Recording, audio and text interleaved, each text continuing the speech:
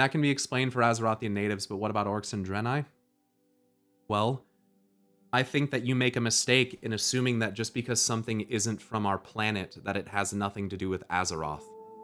I think that's a mistake. I think what I'm trying to say is that Azeroth is not something specific just to our world. Azeroth is the point from which everything flows outwards. So, the influence of life and of Agrimar and the breakers that you saw on Draenor, it's all an extension of the divinity that is Azeroth. Souls do not exist in any capacity, in my opinion, without Azeroth. It just doesn't happen. She's the creator. And so, somehow, some way, the energy for souls, the energy for everything that's on Draenor got to Draenor. Somehow, there's a connection. I would think the dream. Yep, the dream would be the connection. I think it's the Emerald Dream. I think Farallon was going to connect the Emerald Dream just off the coast of the Everbloom. And I think that it was going to be a link to the ephemeral realm that is the Emerald Dream. At this point, I think the Emerald Dream, I know the Emerald Dream functions like the Dreamlands in World of Warcraft. The ultimate creator of everything? Yes. Argus also has a dream as well. Its only solace lay within its dream. And that's because I think Argus is probably the first creation or the result of Azeroth being split in two. The Dreamlands or Dream Realm are a setting created by H.P. Lovecraft for a series of stories known as the Dream Cycle, set in a world that people enter through their dreams. It is a vast alternate dimension or universe with lands, seas, creatures, civilizations, and an extensive underworld. The Dreamlands are for the most part a mirror image of our waking universe, having, as far as can be determined, the same planets, stars, and other cosmic geographical features. However, there are numerous races, civilizations, and beings existing in the Dreamlands that do not exist in the waking universe, such as Zoogs, Gugs, Ghasts, Moon Beasts, and others. Kadath, a huge castle atop a mountain in the domain of the Great Ones, the gods of Earth's dreamland. The moon, accessible via a ship, and inhabited by toad-like moon beasts allied with Nyarlathotep. What I think is happening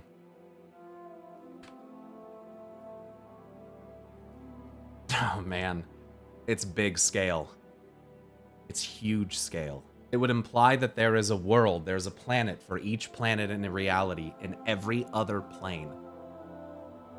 But specifically, the Emerald Dream.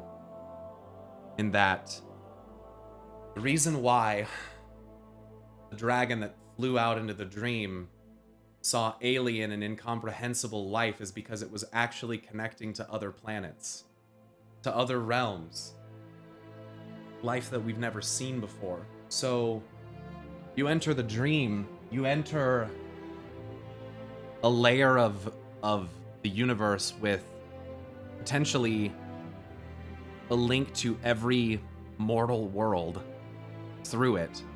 Any world that has life on it is probably linked through the Emerald Dream.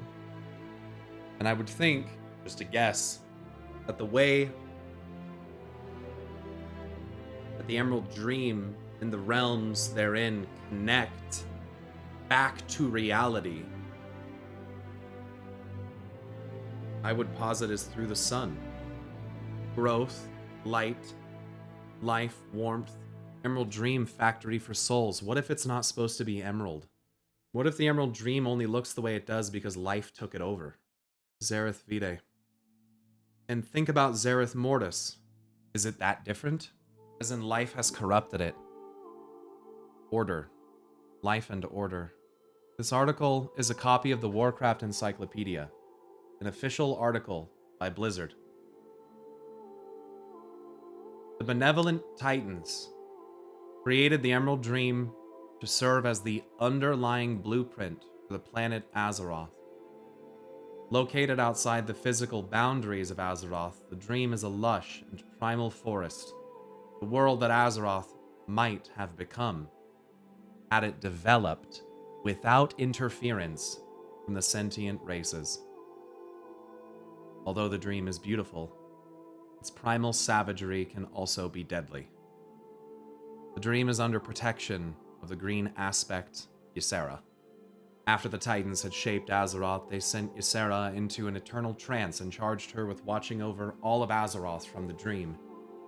As a result, green dragons guard every portal into the dream, and they always see both the landscape of Azeroth and the corresponding dreamscape.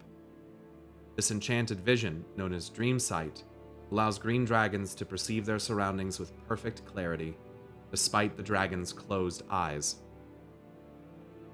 Sounds familiar, similar to like the Earth Mother ripping out her eyes, but still being able to see with one open at a time. Unlike Azeroth, the Emerald Dream is a realm that is primarily spiritual instead of physical. All who enter the dream can affect it to a minor extent, but only temporarily. The underlying structure of the dream inevitably reasserts itself.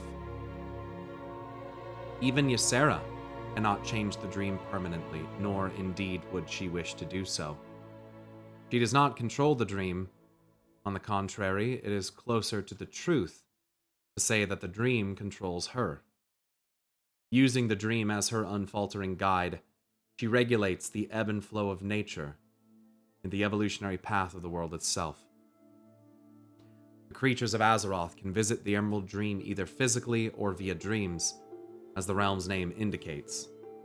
When an individual's spirit visits the dream, leaving the body behind, that individual will manifest his or her dream form, which normally looks and behaves much as that individual's physical body might, similar to what happens to us with our soul in the Shadowlands.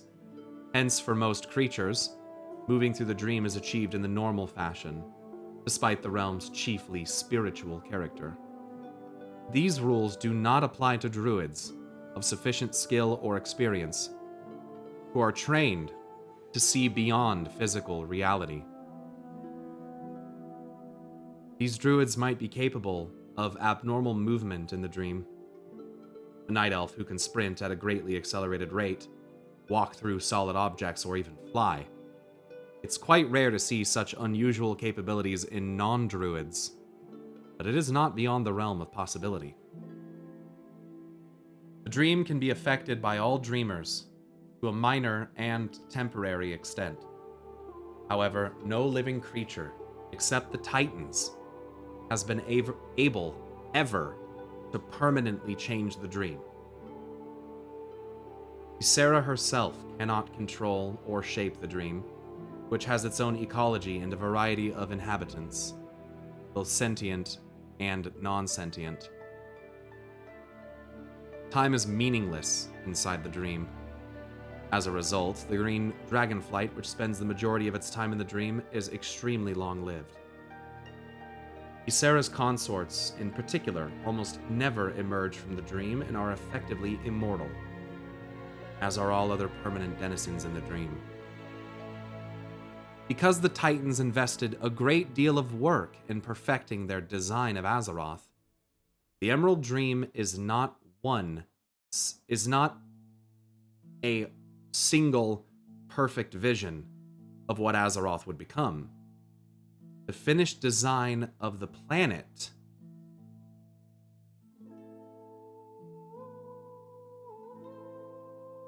was the product of many previous flawed or unfinished models. The dream, therefore, has multiple layers, one for each of these earlier incarnations. These older layers of the dream are often incomplete, and therefore limited in scope relative to the finalized dream.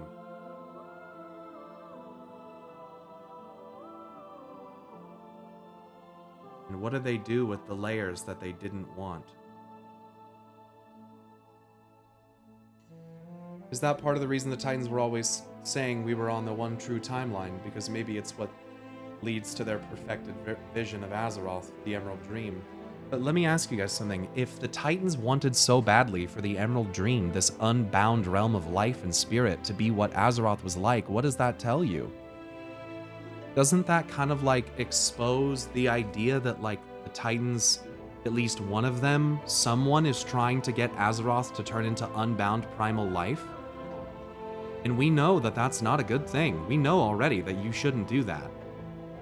Who the fuck would be doing that? I mean, I think the answer to that's pretty obvious, right? If we had to choose, it's Aeonar.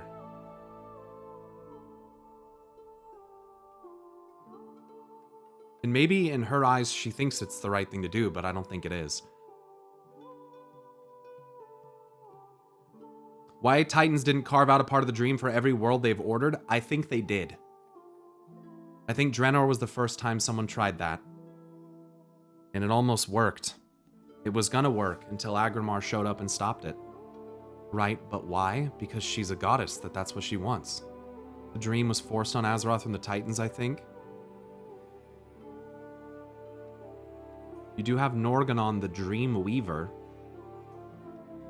Even the dragons are questioning the Titans' motives at this point. Perhaps life was never meant to be ordered, to be static and unchanging.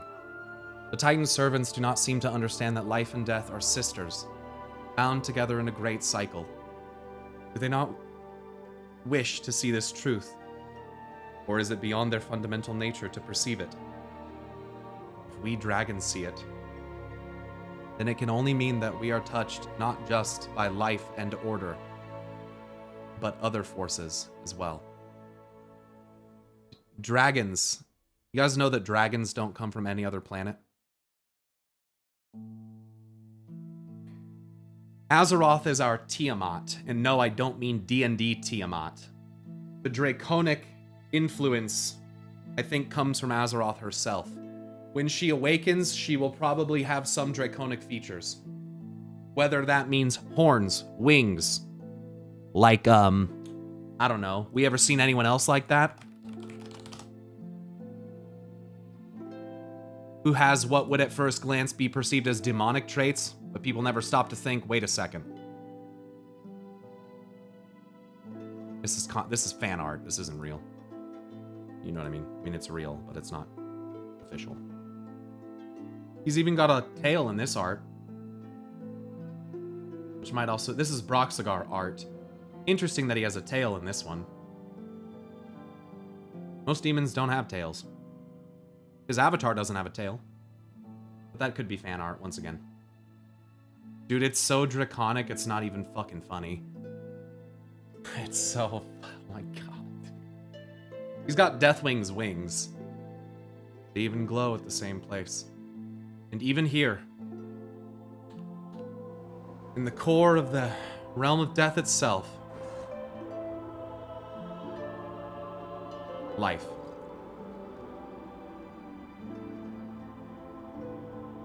Out of control. Life was never meant to be ordered.